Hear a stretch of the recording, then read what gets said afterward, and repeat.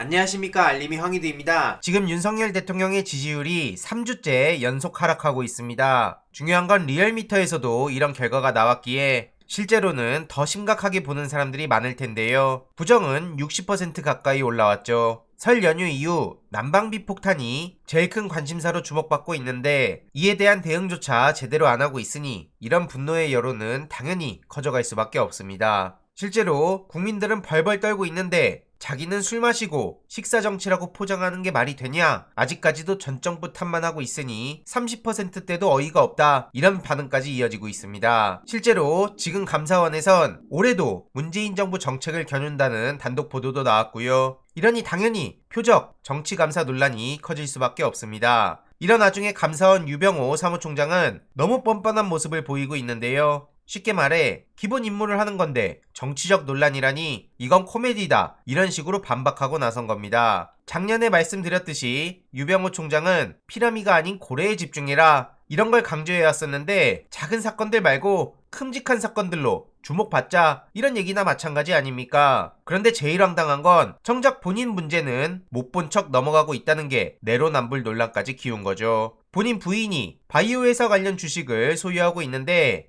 이해관계 충돌 논란이 불거져서 주식을 매각하라는 정부 주식백지 신탁 심사위원회 결정에 불복을 하고 소송까지 제기했다고 합니다. 저런 사람이 감사원에서 사무총장이란 실세 자리를 차지하고 뻔뻔하게 버티고 있으니 비판의 목소리가 더더욱 커지고 있는 거고요. 유병호 문자 논란도 터진 바 있었죠. 정치적 중립성을 스스로 무너뜨렸다, 이런 얘기까지 이어졌었는데 어느 순간 그냥 조용히 묻혔고요. 이 또한 계속 지켜볼 대목입니다. 게다가 어제 생방송에서도 말씀드렸듯이 이명박 씨와 통화를 하며 중동 특사 얘기까지 다시 나오고 있는데 이런 것도 많은 국민들 입장에선 황당하다는 얘기가 나올 수밖에 없는 거고요. 심지어 개혁을 하는 이유는 청년들을 위하는 거다, 이런 얘기가 어제 속보로 전해지기도 했습니다. 그런데 최근 윤석열 정부가 앞세우던 청년 도약 계좌 불만이 커지기도 했는데요. 쉽게 말해 부자 지원 논란이 확산된 겁니다. 올해 6월에 출시된다고 하는 청년 도약 계좌는 연소득 7,500만원 이하인 청년이 여기에 가입하면 이자, 배당소득에 대해 비과세 혜택을 주는 거고요. 만 19세에서 34세 청년들이 월 70만원씩 5년간 납입하면 만기에 5천만원의 목돈을 만들 수 있다는 겁니다. 그런데 논란은 지원 자격 기준을 두고 제기됐는데요. 비과세 기준 7,500만원은 사실상 청년들의 소득을 따지지 않고 모든 청년에게 주겠다는 거나 마찬가지 아니냐. 실제로 20대 평균 연봉을 보면 3,700만원대입니다. 30에서 34세도 4,600만원인데 이러니 온라인에선 34세에 7,500만원이라 근데 왜 지원해주는 거냐? 그 정도면 상위층 아니냐? 대부분의 40대보다 많이 버는 거 아니냐? 결국 부자한테 혜택 주겠다는 거 아니냐? 이런 반응들이 나오고 있고요. 여기에 덧붙여서 4050은 국민 아니냐? 청년 아닌 아저씨도 7,500만원 못 번다, 나머지 소득자들은 이 나라 국민이 아니냐, 이렇게 4050층을 대변하는 불만도 계속해서 쏟아지고 있는 거죠. 이에 대해서도 공감한다는 반응이 나오고 있는데요. 진보 성향이 강한 40대는 포기하고 2030만 잡아서 지지율 받치려는 계략 아니냐, 자녀들 키우는 40대 이상은 지원 제대로 안 하냐, 너무 속이 보인다, 이런 비판의 목소리들이 계속해서 이어지고 있는 겁니다. 게다가 야당 탄압은 계속해서 이어가고 있죠. 이재명 대표는 최근 페이스북을 통해 이런 입장을 남겼는데요. 시장이 사장도 아닌데 5,503억밖에 못 벌었다고 배임죄 타령할 거면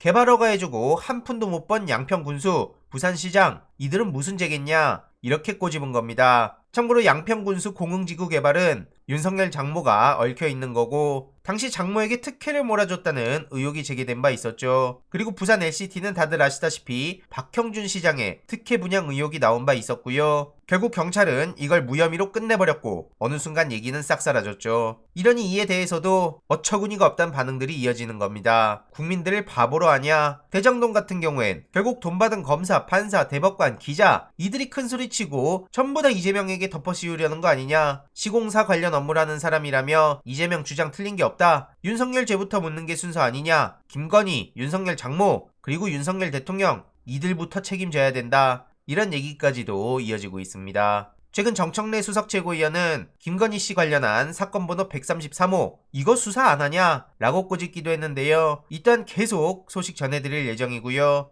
지금 국민의힘 내부를 보면 윤심 논란에 이어서 동원 논란까지 터졌습니다. 점입 가경이란 얘기까지 나오고 있는데 김기현 의원 측이 대규모 쇠몰이를 하자 다른 당권 주자들이 불쾌감을 드러내고 있는 겁니다. 조경태 의원은 당규 34조를 거론하며 선관위는 왜 이런 걸 막지 않냐, 공정과 상식에 맞는 선거운동 해라, 이렇게 비판했고요. 이외로도 윤상현 의원, 안철수 의원 등등 이게 예전에 줄 세우기식 체육관 선거인 줄 아냐, 무조건 사람들만 많이 모은다고 해서 전당대회 취지에 맞는 건지 모르겠다, 이런 반응들을 보이고 있습니다. 그리고 이준석, 나경원, 홍준표, 권성동 이들이 장외 변수라는 분석도 나오고 있는데요. 저들이 변수가 될진 모르겠는데 지금 나경원 씨와 홍준표 시장이 서로 치열하게 싸우고 있죠. 홍준표 시장은 나경원 씨를 향해 공격을 재개했고 패스트트랙을 거론하자 나경원 씨도 침묵을 깨며 망상 속의 소설이자 본인의 삐뚤어진 선입견이다, 이렇게 반격하고 나섰습니다. 그리고 이준석 전 대표는 어제 스트레이트에 출연해서